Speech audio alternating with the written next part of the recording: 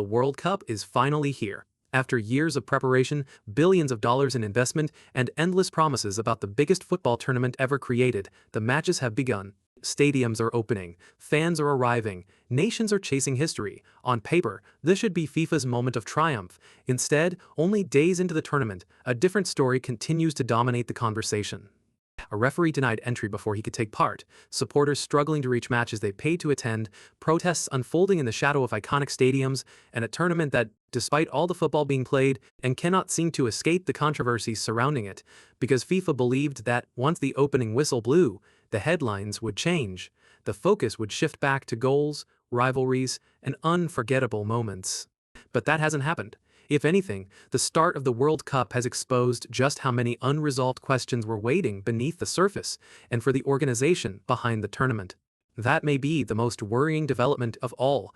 For years, FIFA presented World Cup 2026 as a turning point for football, the first 48-team World Cup, the biggest tournament in history. More nations, more matches, more opportunities, more fans than ever before. Everything about the project was designed around expansion of the competition, expansion of the audience, expansion of football's global reach.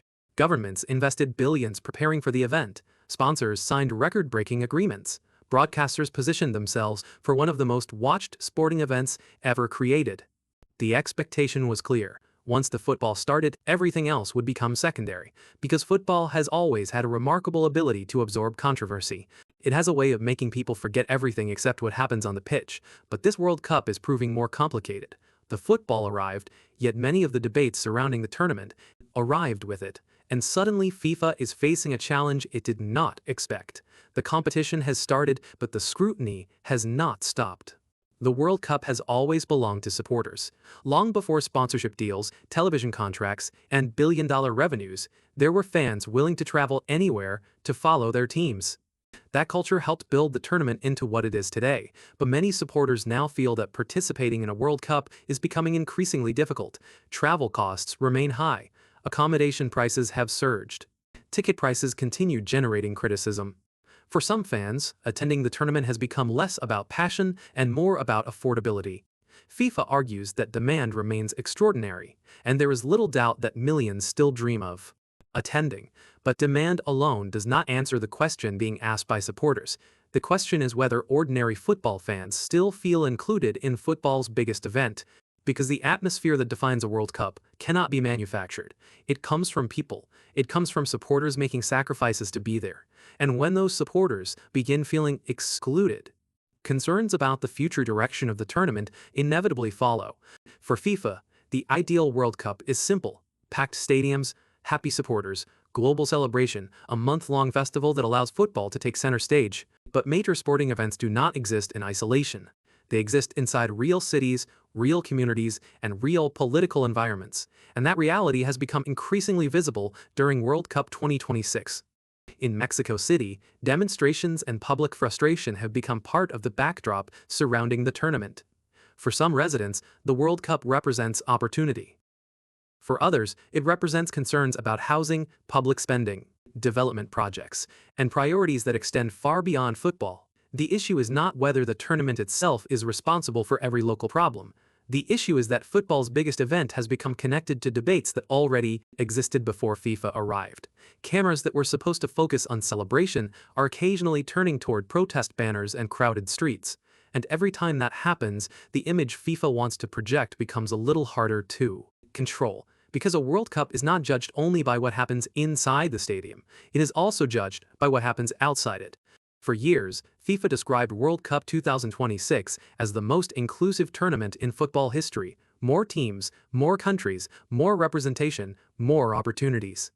It was one of the central promises of the entire project. Yet as the tournament approached, stories began emerging that challenged that narrative.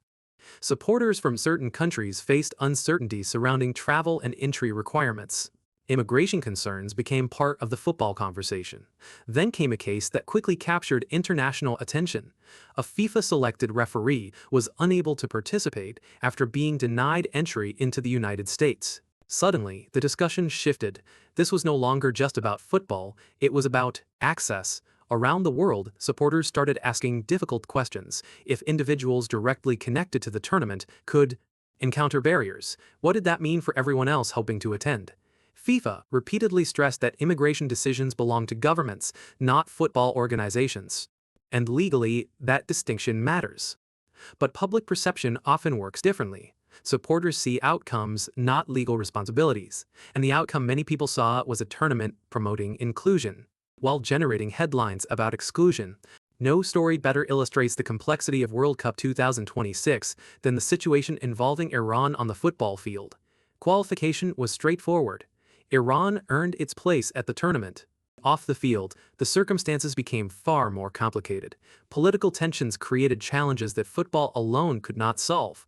Suddenly, one of the World Cup's participating nations found itself at the center of an international conversation that had little to do with tactics, players, or results. Reports of visa complications, travel restrictions, and logistical uncertainty attracted attention far beyond the football world. What should have been a sporting story became a geopolitical story, and that changed everything. Because now the debate was no longer about ticket prices or protests, it was about credibility. FIFA has spent years promoting football as a force capable of bringing people together regardless of politics, ideology, or geography. Yet World Cup 2026 has repeatedly demonstrated how difficult that goal becomes when international tensions enter the equation. Whether FIFA caused these problems is almost irrelevant. The perception was already taking shape. The organization that promised to unite the world was finding itself caught between the divisions that already exist within it. At first glance, these stories appear unrelated: ticket prices, protests, travel restrictions, political complications. But beneath them all lies a common theme: trust. FIFA can point to record revenues, record sponsorship deals, record audience projections, and financially, World Cup 2026 may become the most successful tournament the sport has ever seen. But trust is measured differently. Supporters want to believe the World Cup still belongs to them. Host communities want to believe the tournament improves their cities. Participating nations want to believe they will be treated equally. And when enough people begin questioning those assumptions at the same time, confidence starts to weaken. This is why the controversy surrounding World Cup 2026 matters. Not because any single problem threatens the tournament. The matches will continue. The stadiums will remain full. The stars will keep performing. The issue is perception. FIFA spent years selling a vision of football's future. Now millions of people are comparing that vision with reality, and the results of that comparison are mixed. Some see progress, others see problems, many see both. The football itself remains extraordinary. The goals are being scored, new heroes are emerging, millions of supporters are creating memories that will last a lifetime. In many ways, World Cup 2026 is already delivering exactly what football fans hoped it would. But major tournaments are remembered for more than results. They are remembered for atmosphere.